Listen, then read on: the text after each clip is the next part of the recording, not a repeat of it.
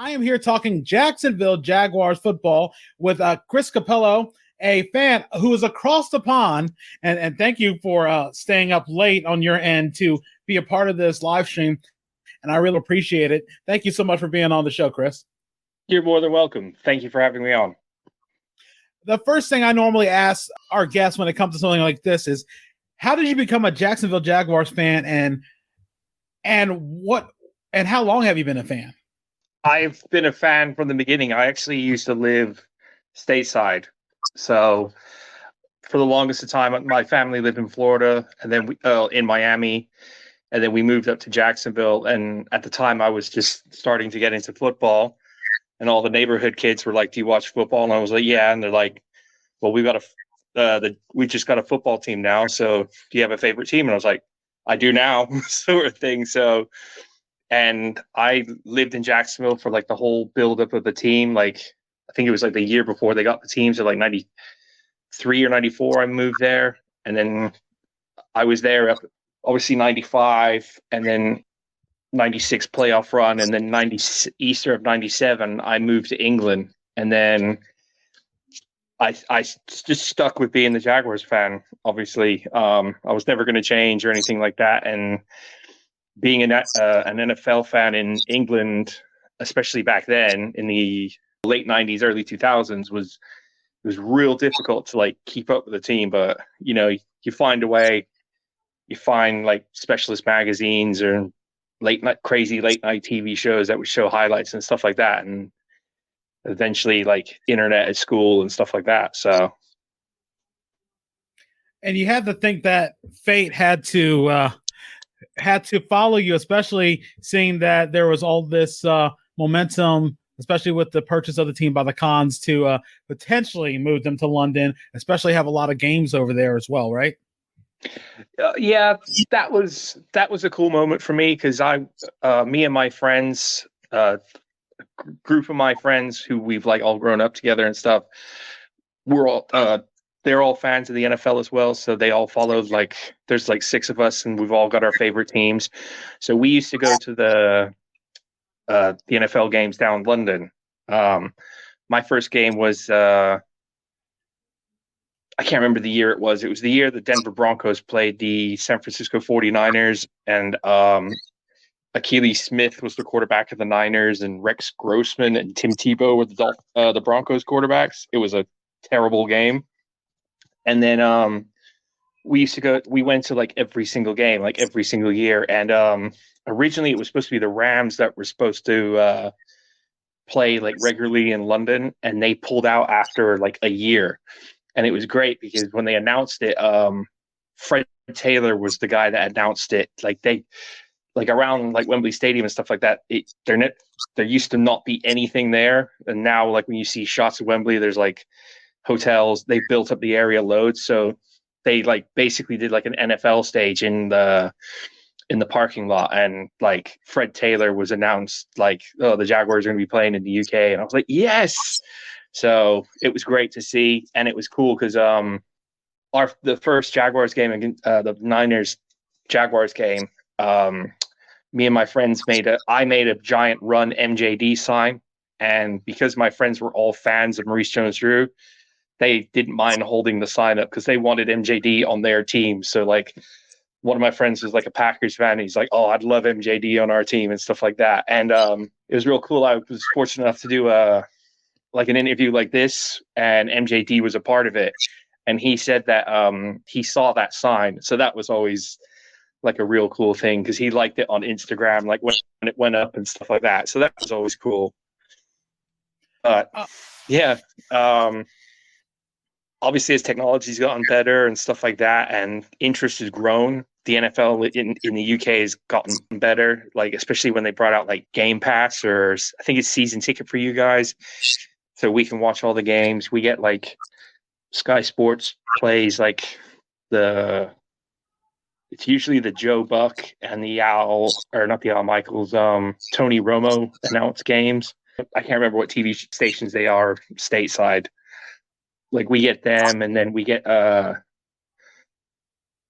a different TV channel does the Monday night game, and The Thursday night game is actually shown on our Game Pass and I think it's shown on Sky NFL as well. So you don't need an Amazon account because they don't show, the NFL's not shown on Amazon over here for the Thursday nighters. Yeah, I can only imagine how drastically different it is over there, especially with TV, especially across the ocean. But one of the things I want to ask you, what is your most memorable moment as a Jaguar fan? Was it the most AFC Championship game? Was it the one back in the Mark Brunell days, or was there something else in between? There's been a few. I've got different ones for different reasons. Like I said, it was hard for me to watch games, so I didn't get to see. I knew about the 1999 AFC Championship game and stuff like that, but I didn't get to see it. I literally only got to see like Sports Center highlights. That was literally what they showed. If I was able to if you were able to find certain stuff. So that stuff was really hard to find. I eventually found it and watched the game online or something like that. Or I think the NFL did a thing on YouTube to where you could watch a whole bunch of games, and I watched it, and I wanted to be sick because it was just so heartbreaking. But yeah, I have memories of staying up until silly o'clock in the morning the year after the Steelers won the Super Bowl and they played the Jaguars, and the Jaguars beat them 9-6 on Monday Night Football. 2017 was great because I was at the London game, obviously against the Ravens, and Mercedes Lewis put scored 3 touchdowns on them, and they broke Joe Flacco. So that was always cool. I've been back to Jacksonville a couple of times, and my wife's first ever NFL game was the Thursday night football game where they wore the gold jerseys the first time, which is actually the shirt that I'm wearing right now. That was her first NFL game experience, and she got to do it in Jacksonville and stuff. Yeah, there's a bunch of moments, but yeah, the 2017 playoff run was fun. Obviously, last year and the year before were absolute nightmares because it was just when it came to the 1-win season, it was difficult, and especially because I don't really follow college football that much. Towards when it starts getting into the draft process and stuff like that, I'll hear about the highly touted guys or whatever. And, sometimes I'll find a player that I like and I'll see how, where he goes. And, sometimes it's finger crossed he comes to the Jags. So, and I didn't know a lot about Trevor Lawrence. So I asked some of my friends on social media, I was like, who's this Trevor Lawrence dude? And they were just like, dude, he's like Peyton Manning. He could completely change a franchise's fortunes around. And I was like, oh, that'll be pretty cool. But, we're not bad enough to get him. I was a big I didn't think we'd get Trevor Lawrence until it was confirmed that we're going to get Trevor Lawrence, if you know what I mean. I thought I was hopeful that we would get Justin Fields because I didn't even hear about Zach Wilson until well into the draft process. And I was like, who's this guy? What are the Jets doing? Sort of thing. So, but yeah. 2020, the 1-win season, and last year, I kind of had high hopes for it, but I didn't. And then this season's just been a lot of fun. I know the expectations coming in, like you said, it couldn't be any worse than it was last year. So how many wins were you sort of expecting out of Doug Pederson, someone who had experience making it to the Super Bowl, winning the Super Bowl with the Eagles as well? To be honest with you, I know this sounds crazy, but I just wanted competence, if you know what I mean. I just wanted an NFL team on the field. I wanted 4 wins, 4 or 5 wins, 6, would have been on the high side, and I would have been happy with that. We went through a 1-win season with Doug Marrone, and then Urban Meyer comes along, and he's got this reputation of being super a good coach and stuff like that. And I was expecting us to be a disciplined team and a good offense and a vicious defense and stuff like that. And it was just none of that. And it was completely you just watch the games and you're just rubbing your head like this, going like, what are you doing? And I just wanted competence. So like when it was announced that we were going through the hiring process and stuff like that, I was a big either Byron Leftwich or Eric Bieniemy fan. Bieniemy because of obviously him working with Patrick Mahomes. I wanted to see what he could do with Trevor Lawrence. And Byron Leftwich because obviously he's a former Jaguar player. So it would be cool to see the first round pick quarterback who didn't quite have the success that he maybe should have come back as a head coach. But then when it was announced that it was Doug Pederson, I was cool with it because, anyone that comes from the Andy Reid coaching system is most likely going to be successful. And a friend of mine who's a big Philly fan pointed out is like, look what Pederson did with Carson Wentz, and obviously won the Super Bowl with Nick Foles as his quarterback. Imagine what he can do with a real quarterback, a guy like Trevor Lawrence. It'll be fun to watch. And I was like, yeah, that's a pretty good point. And then lo and behold, the person was right. And it's just like, I was at the London game when we played the Broncos, and I was hoping for a win so bad. And, Trevor played awful in that game. And then obviously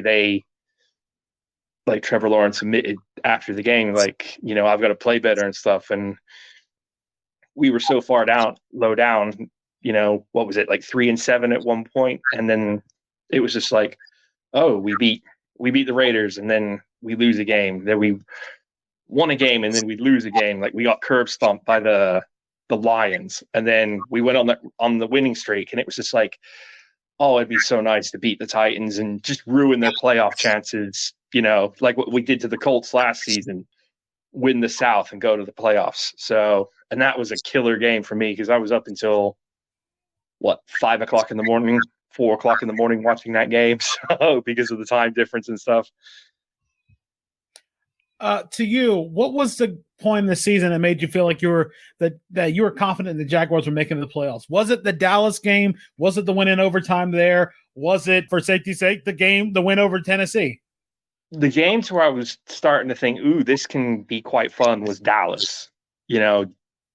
Dallas are, I think, one of the better teams in the league. And I was hoping it'd be like the rest of the losses, like that.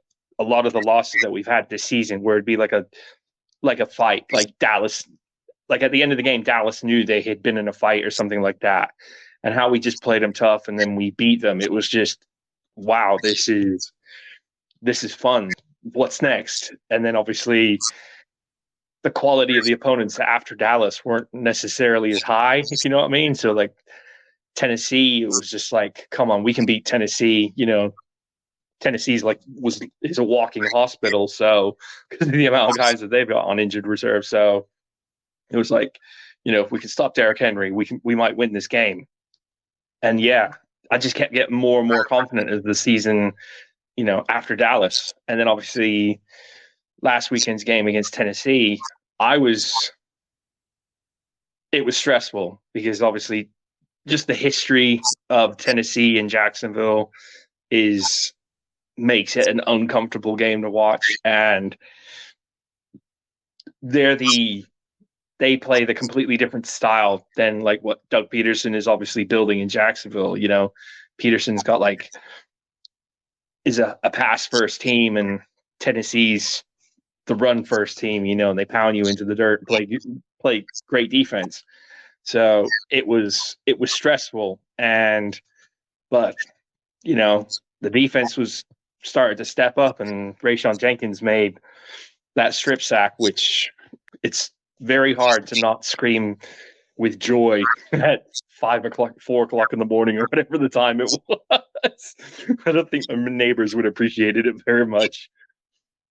What was the game that made you worried about Jacksonville's playoff hopes? Was it that Denver loss? Was it some other one along the schedule? Probably Detroit. I was expecting us to beat Detroit. The way that everyone on TV was saying, all the experts were saying, oh, Jacksonville could beat Detroit and stuff like that. The Detroit loss was probably the one that I was most disappointed in. Detroit and Denver, especially now. the Denver loss seems a lot worse than the Detroit loss because, the Detroit they played everyone tough. And me personally, I was kind of rooting for Detroit to make it to the playoffs. They've been through similar things that we've been through.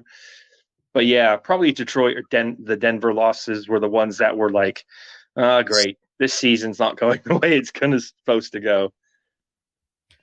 Looking at the AFC playoff matchup, who do you feel the Jaguars match up the best with in the AFC playoffs?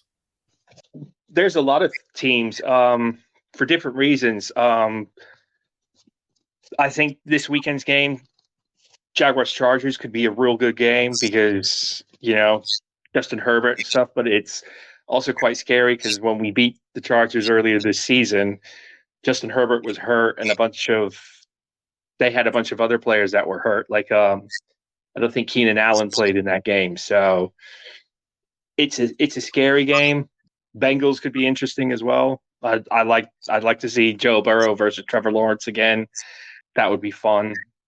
Chiefs are the Chiefs are the ones that scare me the most because we lost to them earlier this year, and it wasn't close. They kept us at a 2-score game the entire game. So, and obviously Patrick Mahomes and Travis Kelce are massive X factors that you've got to stop. And I don't think we have the personnel to stop them. It would be nice if we did. Don't get me wrong. Comparing Urban Meyer to Doug Pederson, I know you were talking about with the hire for Doug Pederson, you were hoping just for competence. I know some people were saying, a reach head coach who pretty much lost his way out of Philly. But, I mean, what is the stark difference that you see between the Urban Meyer-led Jaguars and the Doug Pederson-led Jaguars? They're having fun. They're enjoying themselves. And you can just tell that they're enjoying themselves. They're having fun. It's football. It's a game. He's making it easy on them. And I don't know if you ever saw the post-game speech after the Tennessee win. One of our safeties, Andrew Wingard, said, it's so nice to be led by a general. Thank you for this. And last season, Andrew Wingard was not one of the most famous favorite people among the fan base. And he's had a complete turnaround sort of thing. Last season, the fan base wanted him out off the team and they wanted him out. And this season, he's come up with some of the biggest plays for us. So it's just how they've bought in. And people who work for the team have told me that, like, in London, they were saying it's a completely different thing. It's like, they said the best way to describe it is when you go to work and you hate your job. That's what it was like when Urban Meyer was in. You just didn't want to be there. And now that Doug Pederson's in here, it's just like, you like coming to work. You're working with your friends and stuff like that. That's the best way that I can see it, is just that everyone's having fun. They're having a good time. It's still important business to them, but I just realized you can't probably see me very well. Yeah, it looks like they're just having fun. And if the players are having fun, then the fans are having fun because we're all winning. They're winning and the fans are happy. So, looking to the Super Bowl prediction, who do you have coming out of the AFC? Who do you have coming out of the NFC? Who wins the game, and what is the final score? This would be like the lottery win for me. Like who I really want as a fan. I'd like the Doug Pederson Bowl. I'd like to see the Jaguars versus the Eagles in the Super Bowl finals, and Jaguars win. That'd be great. But realistically, I think it's probably going to be the Chiefs and the Eagles in the Super Bowl final, probably with Kansas City winning. I think Mahomes and Kelsey's tough to deal with, but I think the Eagles defense will keep it close. So, the super fan or the one that I put a couple pound bet or a couple dollar bet on, and for a fact it's never going to come in, would obviously be, the Doug Pederson Bowl sort of thing. Of course, I'd love to know how it would go if that actually happened. If it's the Pederson Bowl and, Doug Pederson is the most loved man in Philadelphia, but how would it come if he comes back and then beats Philadelphia in the Super Bowl? He's got a statue outside the stadium. Do Philly fans tear the statue down or what? So let's go 42-38. A shootout there. Chris, I really appreciate you being on the podcast, taking time out of your schedule, and especially with the 5-hour difference. Before we wrap this up, do you have any shout-outs you want to give to anyone, anything you want to promote, and what are ways people can reach out to you to talk Jacksonville Jaguars football? I'd like to shout out to my guy, James Carr, who was the one that set up this meeting between us. Thank you for that, James. I'm on Twitter at Stoffless Prime. That's about it. I'm not no social media influencer or anything. I'm just a fan that likes to watch football and talk crap to other fans when I get the chance to. But obviously, being a Jaguars fan, we don't really get to. So we talk crap and we take the abuse because you can't hurt us.